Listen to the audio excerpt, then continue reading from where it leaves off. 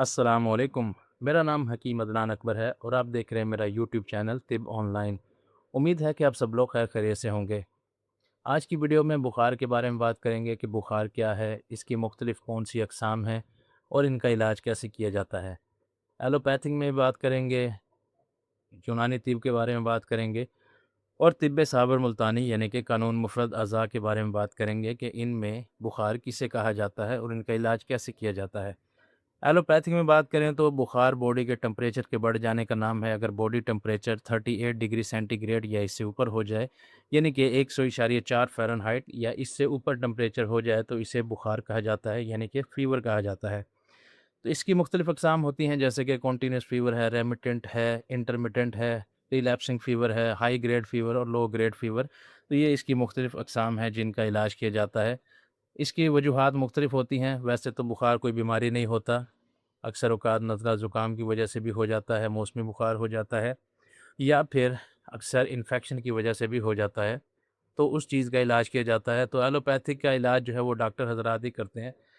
तो बाकी मैं तो यूनानी के हवाले से बात करूँगा कि यूनानी तिब में बुखार किसे कहते हैं।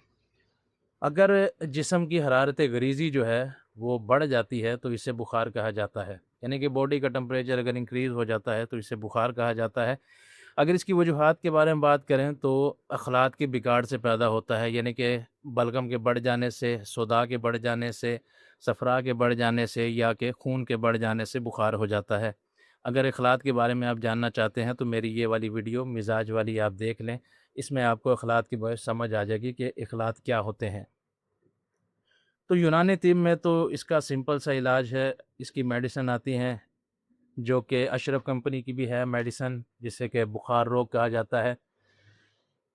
बच्चों को बुखार हो तो हर 4 घंटे बाद 1 चाय का चम्मच दिया जाता है और बड़ों को हो तो हर 4 घंटे बाद 1 खाने का चम्मच दिया जाता है, तो इससे बुखार रफ़ा हो जाता है।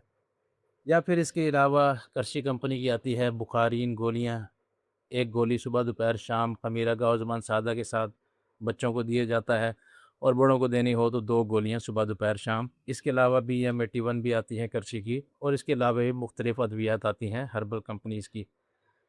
तो ये तो यूनानी के हवाले से। अब बात करते हैं तिब्बे साबर मुल्तानी के हवाले से। तिब्बे साबर मुल्तानी में 3 किस्म के बुखार होते हैं। असाबी बुखार होता है, उज़लाती बुखार होता है और गुद्दी बुखार होता है। असाबी बुखार जो कि तिब्बे यूनानी के हिसाब से बलगमी बुखार होता है, जो कि बलगम के बढ़ जाने से होता है।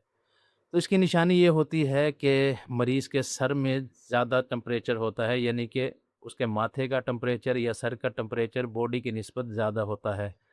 यानी कि माथा उसका मरीज़ का तपरा होता है, बॉडी का टेम्परेचर जो है वो नॉर्मल होता है या फिर थोड़ा-सा ज़्यादा होता है, मगर माथे का दर्जा हरारत उसका ज़्यादा होता है। ऐसा बुखार अमूमन बच्चों को होता है क्योंकि बच्चों का मिज़ाज भी असाबी होता है।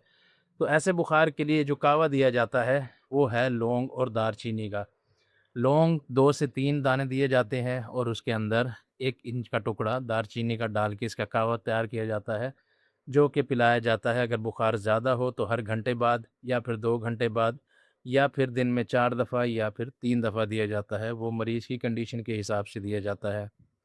अगर दूसरे इसकी टाइप की बात करें, जिसे कहा जाता है उज़लाती बुखार, तिब्ब यूनानी के हिसाब से ये सुदावी बुखार होता है। तो इसमें निशानी ये होती है कि मरीज़ का जो पाँव होते हैं मरीज़ के वो ठंडे होते हैं और माथा भी मरीज़ का ठंडा होता है, बाकी जो बॉडी का टेम्परेचर है वो ज़्यादा होता है। ऐसा बुखार जो होता है वो ठंड लगने के बाद शुरू होता है, पहले मरीज़ को ठंड महसूस होती है, उसे जिस तरह कहते हैं ना कंबड़ी छिड़ गई हो, जिस तरह के मरीज़ काँपने लग जाता है ठंड से, तो उसके बाद बुखार हो जाता है। तो ऐसा बुखार उज़लाती बुखार होता है।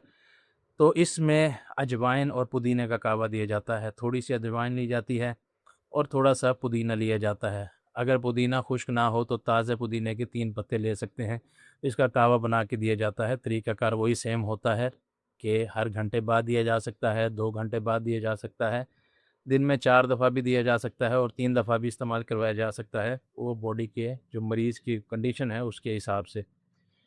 इसके बाद जो तीसरा बुखार की किस्म है गुद्दी बुखार, ये सफ़रा की ज़्यादती की वजह से होता है। सफ़रा यानी कि जो खून में गर्मी ज़्यादा बढ़ जाती है उसकी वजह से होता है।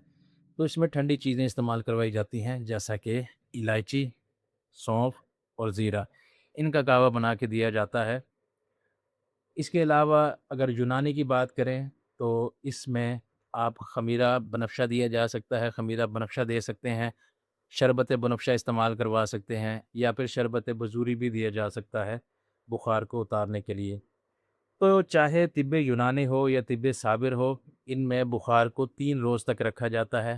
3 روز تک بخار اتارنے کی ادویات نہیں دی جاتی، تاکہ باڈی میں جو جراثیم ہوں وہ مر جائیں، کیونکہ 3 دن اگر کسی کو ٹمپریچر رہتا ہے، بخار رہتا ہے، تو اس کے باڈی کے جراثیم جو ہے وہ مر جاتے ہیں، تو اس سے باڈی بالکل ریفریش ہو جاتی ہے۔